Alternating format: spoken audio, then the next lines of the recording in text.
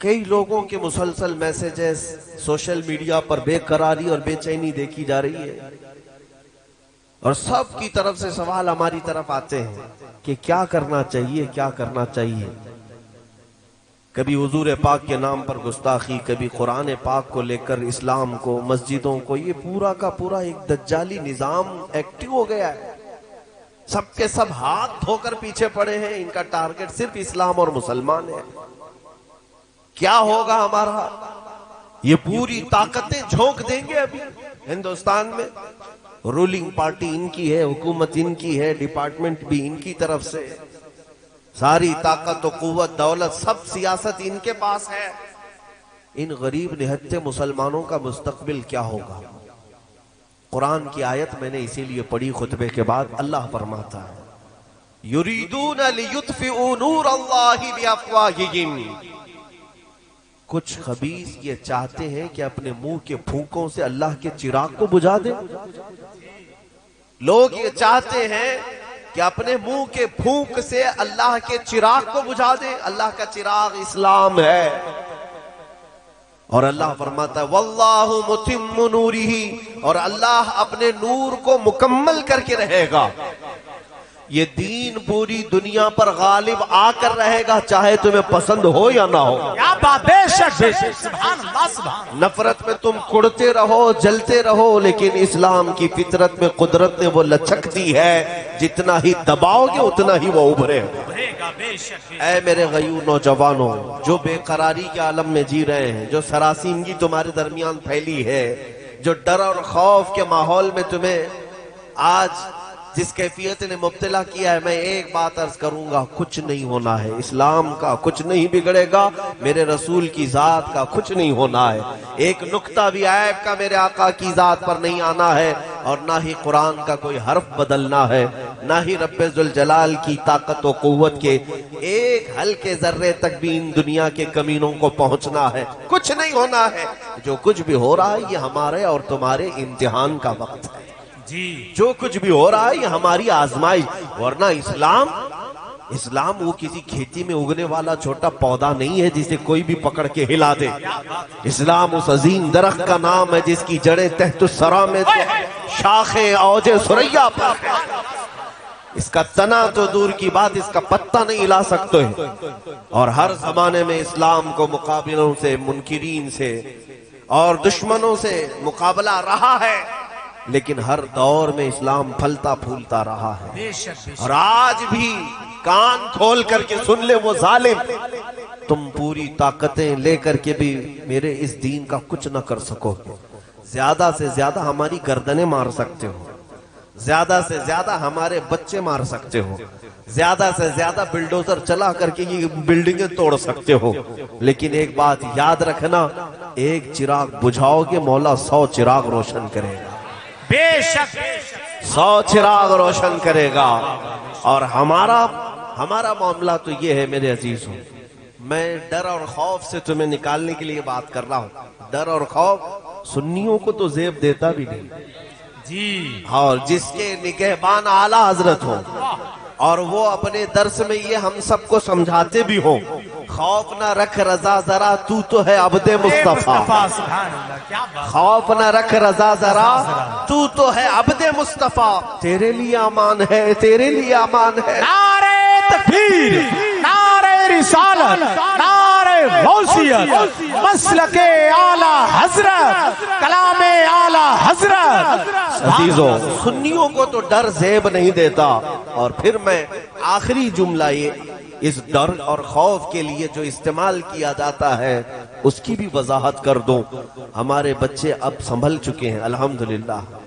میں نے ہر شہر میں آج دیکھا ہے، ہندوستان بھر کے تقریباً 22 اسٹیٹ میں، میں تقریباً 4-5 مہینے میں جا کر آیا، کئی شہروں میں نوجوان بچوں کو میں نے دیکھا ہے کہ وہ محمد عربی کا شعر زندہ ہو رہا ہے۔ نبی اکرم صلی اللہ تعالی علیہ وسلم کے غلام اور وفادار اب بیدار ہو رہے ہیں، اس لیے کہ دنیا جب ڈراتی ہے تو کس بات سے ڈراتی ہے؟ موت سے ڈراتی ہے، پھانسی سے ڈراتی ہے۔ یہی چیزیں ہیں جو ڈر کی ہیں دنیا میں۔ اے میرے عزیزوں، کیا آپ نہیں دیکھ رہے ان برساتی کیڑوں کو کبھی مسجدوں کے باہر آ کر تلواریں لہرا کر چاقو چھری دکھا کر ڈرائے، اور مجھے حیرت ہوتی ہے اس قوم کو یہ تلواریں لہرا کر دکھا رہے ہیں جو 1400 سال سے کربلا سنتی آ رہی ہے۔ اللہ اللہ اللہ اللہ، الحمدللہ ہمارا ہر بچہ یہ جانتا ہے۔ تاج الشریعہ، توجہ، تاج الشریعہ، تاج الشریعہ، تاج الشریعہ، تاج الشریعہ، تاج الشریعہ، تاج الشریعہ، تاج الشریعہ، زندہ باد، زندہ باد، اللہ اکبر، بہت اچھا ہے، زندہ باد، سبحان اللہ۔ اب آپ حضرات پوری تقریر سن لے، ہونے کے بعد سب ایک ساتھ نعرے لگیں۔ آپ لوگ نعرے زیادہ لگاتے ہیں اور ظاہر سی بات ہے سنیوں کے ہی ہاں یہ ماحول ہے کہ نعرے تکبیر اور نعرے رسالت میں ہمارے ہاں وہ اثر ہے جس کو اقبال نے کہا تھا۔ ہاں بات سچی ہے، وہ ہمارے انہی جوانوں کا نعرہ ہے جس کے لیے اقبال کہا تھا، کفر دم توڑ دے گا ٹوٹی ہوئی شمشیر کے ساتھ، کفر دم توڑ دے گا ٹوٹی ہوئی شمشیر کے ساتھ، گر تم نکل آ جاؤ ایک بار نعرے تکبیر کے ساتھ۔ ہاں یہ ہمارے نعروں کا اثر ہے۔ میں جو بات عرض کر رہا تھا آپ توجہ سے سن لیں۔ دنیا کے پاس سب سے زیادہ ڈرانے کے لیے جو چیز ہوتی ہے وہ موت ہے۔ تمہاری موت، تمہاری پھانسی، تمہاری سزائے موت، یہی تمام چیزیں ہیں۔